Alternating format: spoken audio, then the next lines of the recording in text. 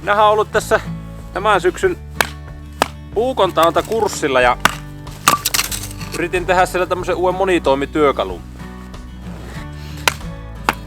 Aika hyvin tällä iskee kyllä näitä. Tein tähän tämmöstä käyrää muotoa. Vähän samaa ajatusta kuin kukrissa.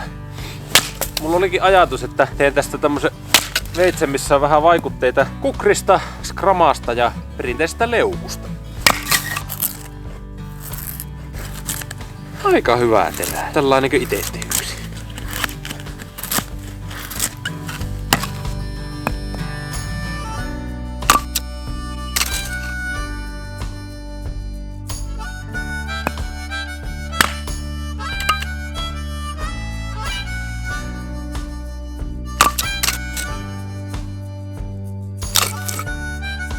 Rumahan tästä tuli, mutta se on ihan hauska, että se on tekijänsä näköinen.